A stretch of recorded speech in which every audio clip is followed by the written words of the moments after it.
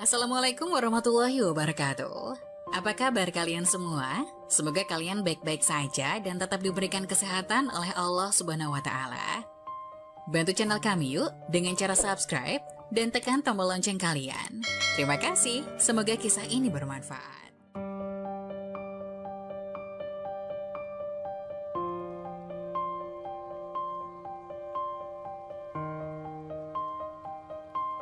Masya Allah, ternyata begini pertolongan Al-Quran di alam kubur bagi yang senantiasa membacanya. Setiap makhluk hidup di dunia ini pasti akan mengalami dan merasakan kematian, karena kematian merupakan akhir dari perjalanan hidup manusia di dunia dan menjadi awal kehidupan sebelum kelak hidup di akhirat. Sebagai umat Islam, hendaknya kita mempersiapkan bekal berupa amal kebaikan agar terhindar dari siksa baik di dalam kubur maupun kelak di alam akhirat. Seperti firman Allah di dalam Al-Quran surat Al-Hasyr ayat 18 yang artinya, "Wahai orang-orang yang beriman, bertakwalah kepada Allah dan hendaklah setiap orang memperhatikan apa yang telah diperbuatnya untuk hari esok.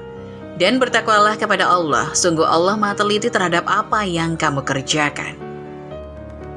Salah satu hal yang dapat dilakukan untuk mempersiapkan bekal di akhirat kelak adalah dengan membaca Al-Quran. Al-Quran merupakan petunjuk bagi siapapun yang membaca dan memahaminya. Selain itu, ternyata Al-Quran juga akan memberikan pertolongan di hari kiamat kelak bagi siapapun yang membacanya.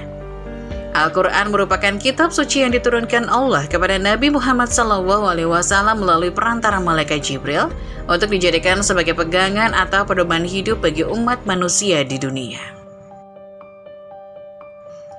Orang yang senantiasa membaca Al-Quran pasti hatinya akan selalu merasa tenang dan damai, karena dia selalu merasakan kedekatannya dengan Sang Pencipta, yaitu Allah Subhanahu wa Ta'ala. Tidak hanya itu, orang yang senantiasa membaca dan memahami Al-Quran pun akan diberikan pertolongan berupa penerangan sampai ia masuk ke dalam surga kelak. Sahabat Anas Ibnu Malik radhiyallahu anhu mengatakan bahwa Rasulullah pernah bersabda, "Tiada penolong yang lebih utama derajatnya di sisi Allah pada hari kiamat daripada Al-Quran. Bukan nabi, bukan malaikat, dan bahkan pula lainnya." Hadis riwayat Abdul Malik bin Abib Syara'iyah.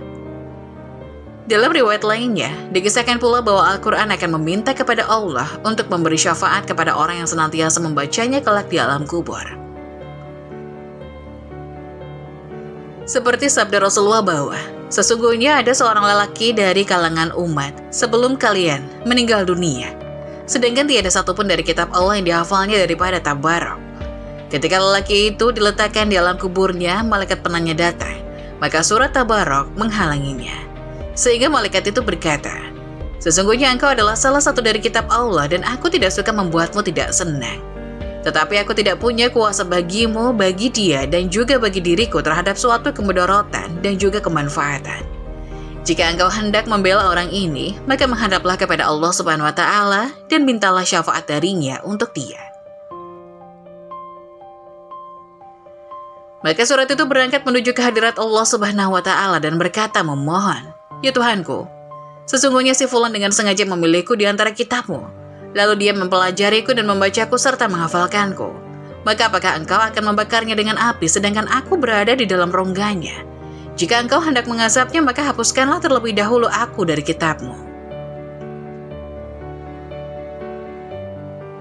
Kemudian Allah Subhanahu wa Ta'ala menjawab, 'Sekarang pergilah, sesungguhnya aku telah menyerahkannya kepadamu, dan aku memberi izin kepadamu untuk memberi syafaat baginya.'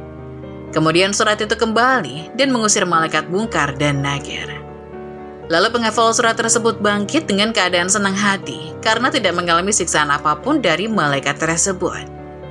Kemudian surat itu meletakkannya ke mulut lelaki itu dan berkata, 'Selamat datang dengan mulut ini, barangkali mulut ini senantiasa digunakan untuk membacaku. Dan selamat datang kepada dada ini, barangkali dada ini senantiasa digunakan untuk memuatku. Dan selamat datang dengan kedua kaki ini, barangkali kedua kaki ini senantiasa digunakan untuk berdiri membacaku.' Surat tersebut menghibur lelaki tersebut di alam kuburnya karena merasa khawatir bila ia kesepian dan merasa ketakutan. Anas Ibnu Malik radhiyallahu anhu melanjutkan bahwa setelah Rasulullah SAW menceritakan ini, Maka tidak seorang pun, baik anak kecil, orang dewasa ataupun budak atau orang yang merdeka, melainkan mempelajari dan menghafalkannya. Dan Rasulullah SAW memberi nama sebutan Al-Munjiyat, surat yang menyelamatkan. Ada kisah nyata, sebelum tidur senantiasa membaca 100 kali selawat. Hal aneh pun terjadi menjelang wafat. Selawat merupakan salah satu cara kita mencintai dan mengakui kerasulan baginda Nabi besar Muhammad SAW dan memohon kepada Allah Subhanahu wa Ta'ala supaya menganugerahkan keutamaan dan kemuliaannya demi kebaikan kita sebagai umatnya. Dalam hal ini nampak jelas bahwasanya hakikat selawat bukan hanya sekedar menyenandungkan madah kepada baginda Nabi akhir zaman saja, melainkan juga memiliki sisi lain, yaitu bermunajat kepada Sang Khalik sebagai Raja Semesta Alam. Hingga ada segenap harapan yang dimaksudkan dan butuh perantara sosok kinasinya yang tak lain Rasulullah SAW agar diperkenankan. Sesungguhnya Allah dan malaikat-malaikatnya berselawat untuk Nabi. Hai orang-orang yang beriman, berselawatlah kamu untuk Nabi dan ucapkanlah salam penghormatan kepadanya. Quran Surat Al-Ahzab ayat 56. Telah banyak kisah-kisah menakjubkan mengenai faedah dan pelbagai hikmah yang dialami oleh orang-orang yang gemar berselawat. Baik mereka yang telah dipanggil ilahi maupun yang masih hidup di zaman sekarang. Bagaikan oase yang bertahan dalam kembara zaman, terus-menerus lama terkenang dan tak pernah lekang oleh waktu.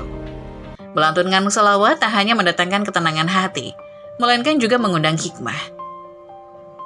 Sebagaimana yang diceritakan dalam suatu kisah yang disadur dari buku 114 kisah nyata doa-doa terkabul, karya Tauhid Nur Azhar dan Sulaiman Abdur Rahim, begini kiranya.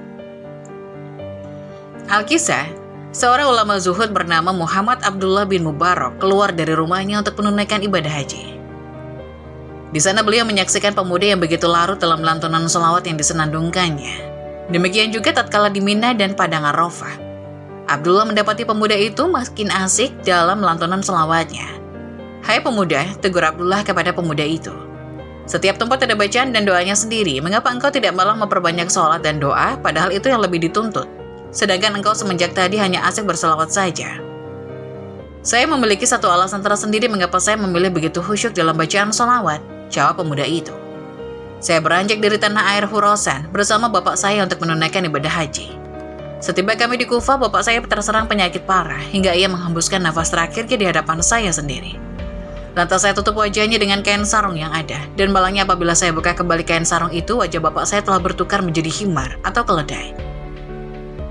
Bagaimana saya memberitahukan kepada orang-orang ihwal meninggalnya bapak saya, sedangkan wajahnya kini begitu hina dan memalukan.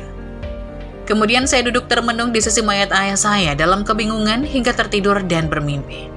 Dalam mimpi itu saya bertemu dengan pemuda yang memakai penutup muka dan sangat baik akhlaknya. Dia lantas membuka penutup muka itu seraya menatap wajah saya dan berkata, "Mengapa engkau bersedih dengan apa yang telah terjadi?" Saya menjawab, "Bagaimana saya tidak sedih sedangkan dialah orang yang paling saya sayangi." Lanjutnya. Pemuda itu kemudian mendekati mayat ayah saya dan mengusap wajahnya hingga berubah seperti sedia kala. Saya juga menyaksikan wajah mayat ayah saya yang begitu benderang memancarkan cahaya seperti purnama yang baru terbit. "Engkau siapa?" tanya saya kepada pemuda tampan itu. "Saya yang terpilih." Kemudian saya memegang jemarinya dan berkata, "Wahai Tuan, beritahukan saya bagaimana peristiwa ini bisa terjadi." "Sesungguhnya ayahmu seorang pemakan harta riba.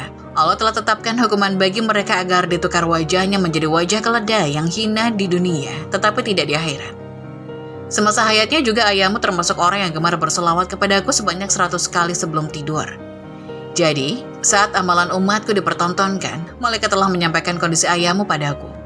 Aku telah memohon izin kepada Allah untuk memberi syafaat kepada ayahmu. Dan demikian aku datang untuk memulihkan wajah ayahmu sebagaimana sedia kala." Semoga kisah tadi bisa diambil pelajaran dan bermanfaat untuk pembaca semuanya. Yakni senantiasa membaca sholawat bisa memberikan syafaat bagi kita baik di dunia maupun akhirat. Wallahu a'lam bishawab. Jangan lupa like, subscribe channel ini agar tidak ketinggalan info-info bermanfaat lainnya. Sekian dari kami, terima kasih. Wassalamualaikum warahmatullahi wabarakatuh.